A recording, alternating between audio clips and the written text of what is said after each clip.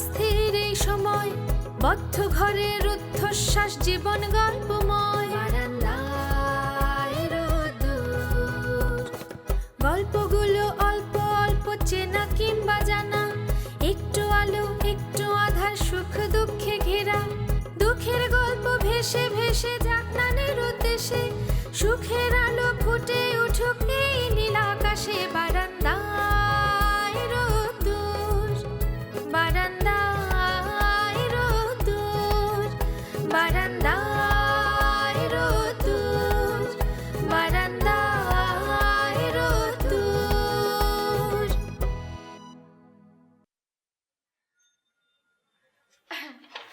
কি করো বড় ভাইয়া?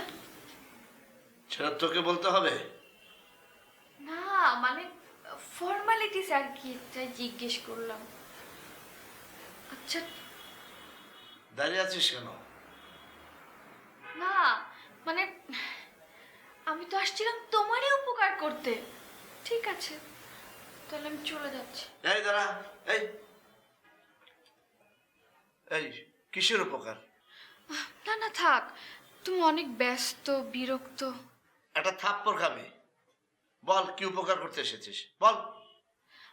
আশ্চর্য মানুষ তুমি ভাইয়া, তুমি থাপ্পড়ও মারতে চাচ্ছ, আবার চুপ করেও থাকতে বলছো, আবার বলতেও বলছো। আচ্ছা ঠিক আছে, আমি থাপ্পড় প্রত্যাহার করলাম, আর চুপচাপ থাকতে হবে না। এখন বল কি উপকার করতে এসেছিস? না মানে ভাইয়া অনেক ভেবে দেখলাম, তোমার জন্য একটা মেয়ে খোঁজা আসলে খুব দরকার। ও এই না ছোট বোনের মতো কথা বললি, লক্ষ্মী বোন আমার। থাক আর পাম্পট্টি মারতে হবে না, আমি তো এটা আমার নৈতিক দায়িত্ববোধ থেকে করছি। যেখান থেকেই কর, মানে আমার সাথে মানায় এমন একটা মেয়ে আনতে পারলেই হলো। আচ্ছা কিন্তু এডুকেশন ব্যাকগ্রাউন্ড না থাকলেও চলবে। জাত পাত ধর্ম বর্ণ কোনো কিছুর দরকার নেই। তবে হ্যাঁ, মেয়েটাকে দেখলে এবং কথা বললে যেন মনে হয় হ্যাঁ এই মেয়েটাই মামুনের যোগ্য, ব্যাস। ওকে, কিন্তু ভাইয়া টাকা লাগবে কিন্তু। আচ্ছা তোরা কি টাকা ছাড়া কিচ্ছু বুঝিস না? এই বড় ভাইয়ের প্রতি কি তোদের কোনো মায়া দয়া নেই? ভাইয়া তুমি কি সত্যি সত্যি নকল বিয়ে করতে চাও কিনা সেটা বলো। যদি হ্যাঁ হয় তাহলে টাকা লাগবে, রেডি রেখো। ও টাকা টাকা টাকা।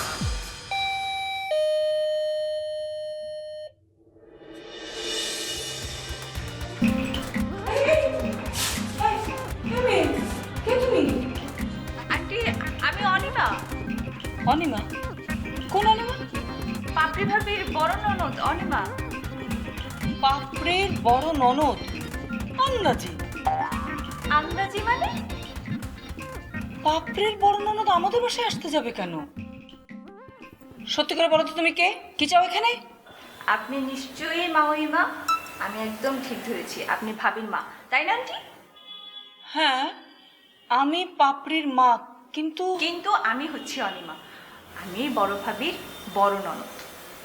আচ্ছা আমাকে একটু কথা বলুন আন্টি, মানে ভাবি কি আমাকে নিয়ে কখনো আপনার সঙ্গে কোনো গল্প করেনি? এমনকি আমার গান নিয়েও নয়। আল্লাহ, এখন তো মনে হচ্ছে তুমি সত্যিই অনিমা। বলেছিলাম না যে হাত থেকে চিরুনি পড়লেই বাড়িতে মেহমান আত্মীয় স্বজন আসছে। কাকে বলছেন আন্টি? হ্যাঁ না না মা, কাউকে না কাউকে না। এসো এসো, এই দেখো বাইরে দাঁড় করিয়ে রেখেছি, এসো এসো। চলো চলো বস বস।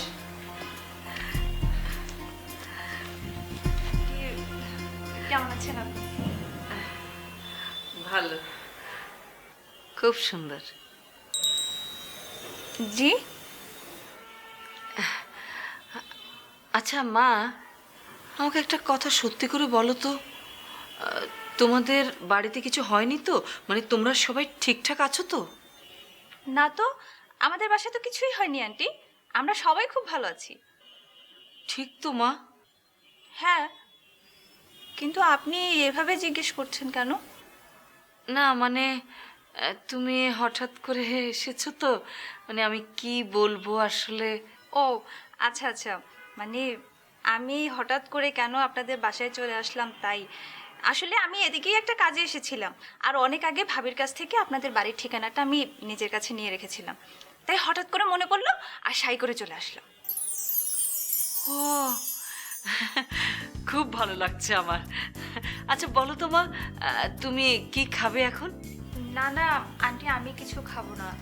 খাবো না বললে তো হবে না মা, আমার জামাই এখনো পর্যন্ত আমার বাড়িতে আসেনি, তুমি প্রথম ও বাড়ি থেকে আমাদের বাড়িতে এসেছো। তোমাকে যদি একটু ভালো মন্দ না খাওয়ায়, একটু খাতির যত্ন না করি, তাহলে তোমাদের বাড়িতে আমার পাপড়ির মান সম্মান থাকবে বলো? ওকে আন্টি, আপনি যেটা ভালো মনে করেন। ঠিক আছে মা, একটু বসো, আসছি আমি। বাবা আসবো? এসো।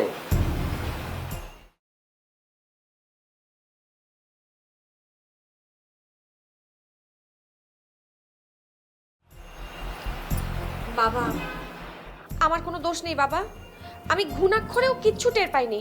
আপনি যদি বলেন আমি এই বাড়িতে সাগরকে কোনোদিনও ঢুকতে দেব না। কিন্তু এটা কোনো সমাধান নয় বৌমা। তাহলে সাগরকে বাইরে কোথাও পাঠানোর ব্যবস্থা করি বাবা। বিষয়টা প্রেম ঘটিত বৌমা। প্রেমটা কোথায় হয় বলো? আরে প্রেমটা শুরু হয় মনে মনে, বুঝতে পারছো? ওই যে অনিমা আর সাগর যে যেখানেই থাকুক, যত দূরেই থাকুক, মনে মনে যদি বিচ্ছেদ না হয়, তাহলে দূরে থাকাটা কোনো ব্যাপার না তো। তাহলে কি করা উচিত বাবা? আপনি যা বলবেন আমি কিন্তু তাই করব।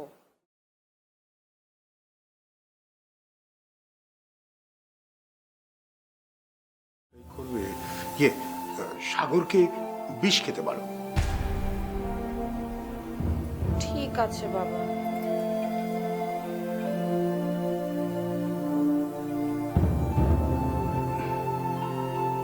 বিষ খাওয়াটা কাপুরুষতা বৌমা। আমি কিন্তু চিন্তা করছি অন্যটা। কি বাবা? সাগর আর মিরাজের সম্পর্কটা তাহলে দাঁড়াচ্ছে কি? উভয়ই উভয়ের ভগ্নিপতি। আচ্ছা, একে অপরকে কি বলে সম্বোধন করবে? যেহেতু সব দিক থেকেই মিরাজ সাগরের চেয়ে বড়, সেহেতু সাগর মিরাজকে দুলাভাই বলে ডাকবে, আর মিরাজ সাগরকে নাম ধরে ডাকবে। আচ্ছা, তোমার কি মনে হয় এটা কোনো সুস্থ সম্পর্ক হবে? আমি জানি না বাবা। আমি চাইলেই রেগে গিয়ে এই বাড়ি থেকে তোমাদের সবাইকে বের করে দিতে পারি, সেটা তুমি জানো? জি জানি বাবা। কিন্তু আমি অনেক ভেবে দেখলাম সেটা কোনো সমাধান নয়। না, সেটা কোনো সমাধান নয় বাবা। তো একটা কাজ করো, আমার বাকি কথাগুলো তোমার শাশুড়ি মার কাছ থেকে তুমি জেনে নিও। জি বাবা। আচ্ছা, তাহলে এখন তুমি যাও। জি, আসসালামু আলাইকুম।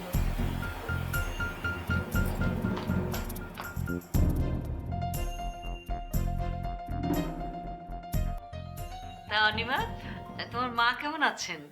মা ভালো আছেন আন্টি। আর বাবা কেমন আছেন? বাবাও ভালো। আচ্ছা, অদিতি ও কি হোস্টেল থেকে ফিরেছে?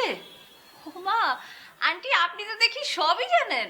কেন জানবো না মা, প্রতিদিনই তো আমার মেয়ের সঙ্গে কথা হয় না ফোনে। আর ওই মামুন মিমাই ওরা ভালো আছে সবাই? সবাই ভালো আছে। এই দেখো, গল্পই করছি, তোমাকে খেতে দিচ্ছি না। খাও না মা, একটু খাও। আন্টি খাচ্ছি তো আমি।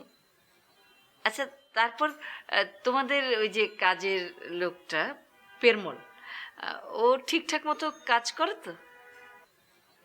আরে পেরমল ভাই কি কাজ করবে, বড় ভাই আছে না, মামুন ভাই তো সব সময় তাকে তার নিজের কাজেই ব্যস্ত রাখে। আর ওই যে জুঁই জুঁই কাজের মেয়েটা, ওর কি খবর, কেমন আছে? জুই মেয়েটা অবশ্য ভালো, পড়াশোনাতেও খুব ভালো, কাজকর্মেও খুব ভালো। আচ্ছা, তোমার ওই গানের ক্যাসেট বেরোবার কথা ছিল না, ওই গানের ক্যাসেটের কি খবর? আমরা কিন্তু এখনো তোমার গানই শুনলাম না। আন্টি অবশ্যই একদিন এসে শোনাবো। আচ্ছা অনিমা, তোমাকে একটা কথা জিজ্ঞেস করব, তুমি কিছু মনে করবে না তো? না না আন্টি, কিছু মনে করবো না, বলুন। আমার পাপড়ি তোমার সাথে বজলুর বিয়ের ডেটের ব্যাপারে কোনো আলাপ আলোচনা করেছে? আর কারোর সঙ্গে কোনো আলোচনা করেছে কিনা জানি না, তবে আমার সঙ্গে কোনো আলোচনা করেনি আন্টি। এই দেখো, কথাই বলছি, শুধু গল্প করছি, খেতে দিচ্ছি না। খাও তো মা, খাও। না আন্টি, খাচ্ছি তো।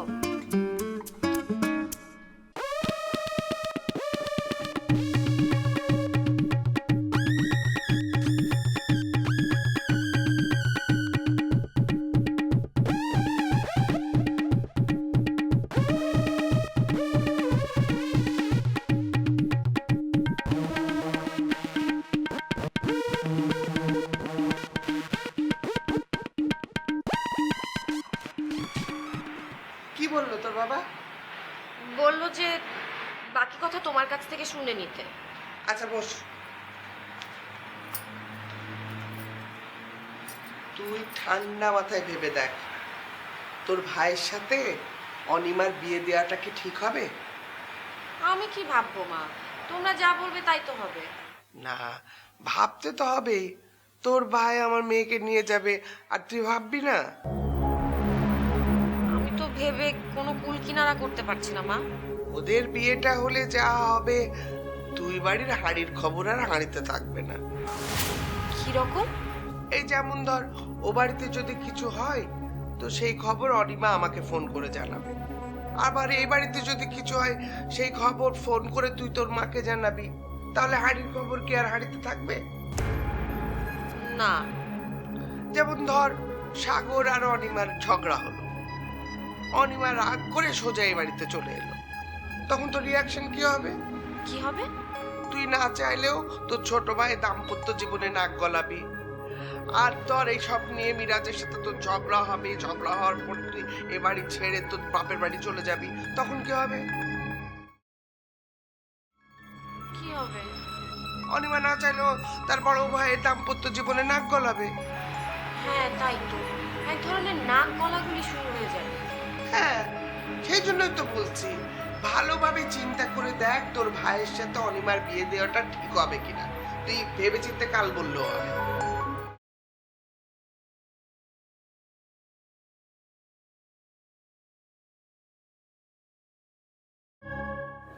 এই জুই, তোর টিচার তোকে ঠিক মতো পড়ায় তো? জি আপু। ও, টিচারকে নাকি রাত্রেবেলা করে খাবার দিতে হয়? তার ভাগ্যে তো খুবই কম খাবারই জোটে। কেন? দেখছো না আমাদের বাসায় যে সমস্ত কাণ্ড কারখানা চলছে, কোনোদিন তো খাবার থাকে না, আবার কোনোদিন রান্নাই হয় না। হাই জুই, তাহলে তো তোর টিচার থাকবে না রে। তিনি তো অলরেডি হুমকি দিয়েই দিয়েছেন। ও ডোন্ট ওয়ারি, তুই কোনো চিন্তা করিস না। তোর টিচার যদি তোকে পড়াতে রাজি না হয়, তাহলে আমি তোকে পড়াবো, প্রমিস। আমি পুরো 1 মাসের জন্য এসেছি, আমার কোনো কাজ নেই, আমি একদম ফ্রি। তাহলে তো খুব ভালোই হবে আপু। এই জুই, জি আপু। আচ্ছা আমি যে এতদিন এখানে ছিলাম না, মানে আমি যে বাসায় ছিলাম না, আমার কথা কি সবাই বলতো? বলতো মানে? বলতোই তো। ছোট আপু, তুমি থাকলে আমাদের অনশনটা যা হতো না, সবাই তোমাকে খুব মিস করেছে। এই এই মানে কি? মানে কি তোরা আমাকে না খাইয়ে রাখতে পারলে খুব খুশি হতিস, তাই না? আরে না, তা না, সবারই তো একই কথা যে অদিতিটা থাকলে আমাদের অনশনটা আরো জমজমাট হতো। ও আচ্ছা জুই, এখন কি সাগর ভাইয়া বাসায় ঘন ঘন আসে? কোন সাগর ভাই? ও, তার মানে বাসায় আসে না, যা হবার সব বাইরেই হয়। কি বাইরে হয় আপু? এই, তোর পরীক্ষার কয়দিন আছে রে? 1 মাস 7 দিন। তাহলে তো খুব কম দিন আছে। তুই এখানে বসে কি করতেছিস? যা যা কি ড্রয়িং রুমের পর যা। কি হলো, যাস না কেন? কি দেখিস আমার মুখ? যা।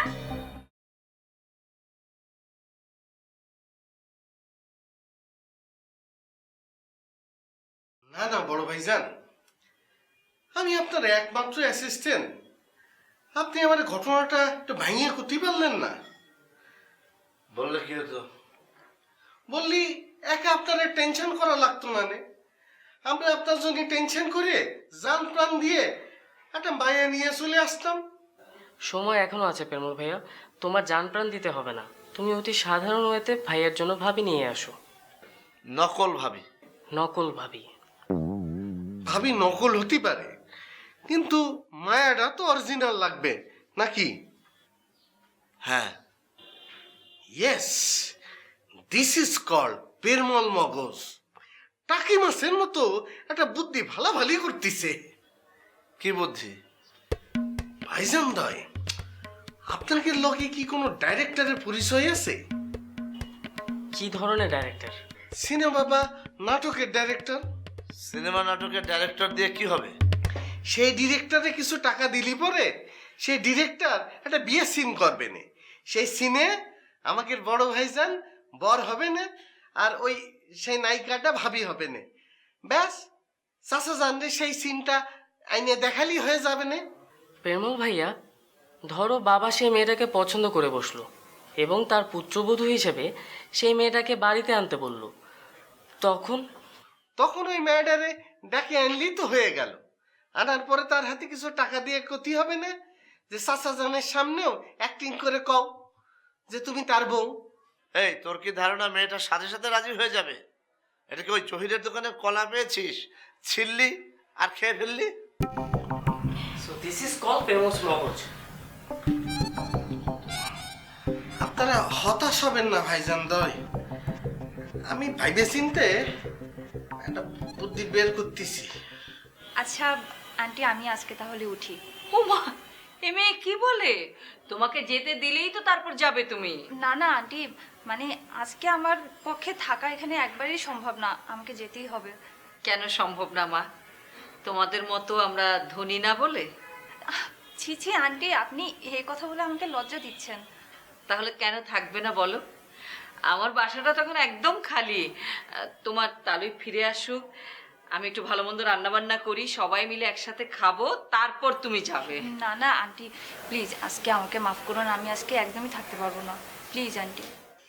শোনো মেয়ে, তুমি যদি আমার বাড়ি থেকে কিছু না খেয়ে চলে যাও, আমার ছেলেরা বাসায় ফিরে আমার সঙ্গে কিন্তু খুব রাগারাগি করবে। আল্লাহ, আমি খেলাম না মানে কি? আমি তো হাজারটা জিনিস খেলাম। এইটা তো শুধু সামান্য নাস্তা করেছো। আমাদের মতো গরিব ঘরে একটা কুসংস্কার কিন্তু খুব মানা হয়, মেহমানকে ভাত খেয়ে যেতে হয়। আন্টি, আপনি যদি আর একবার ওই গরিব শব্দটা উচ্চারণ করেন তাহলে কিন্তু আমি আর কোনোদিন আপনাদের বাসায় আসবো না। আচ্ছা ঠিক আছে, তোমার কথাই মানলাম, আর বলবো না। খেয়ে যাবে তো? আন্টি, কিছু মনে না করলে আপনাকে একটা কথা বলবো? না না, কি কথা বলো? না মানে, এই যে আমি কাউকে কিছু না জানিয়ে আপনাদের বাসায় এলাম, মানে এটা তো বাসার কেউ জানে না। আমি কখনো মিথ্যে কথাও বলতে পারি না, কিন্তু এখন বাসায় ফিরে মা যদি জিজ্ঞেস করেন তাহলে। ও আচ্ছা আচ্ছা, আমি বুঝতে পেরেছি। তোমাকেও আমার একটা কথার উত্তর দিতে হবে। কি কথা আন্টি? আচ্ছা অনিমা, তুমি কি সত্যি সত্যি এদিকে কোনো কাজে এসেছিলে? আন্টি, আমি শুধুমাত্র আপনার সঙ্গেই দেখা করতে এসেছিলাম, বাট প্লিজ আমাকে এটা জিজ্ঞেস করবেন না যে আমি কেন এসেছিলাম, আমি বলতে পারবো না। তবে হ্যাঁ, এটা সত্যি, আমি শুধু আপনাকেই দেখতে এসেছিলাম। আমাকে দেখতে এসেছো? হ্যাঁ আন্টি, আমি শুধুমাত্র আপনাকেই দেখতে এসেছি। আজকে উঠি আন্টি, ভালো থাকবেন। আসসালামু আলাইকুম।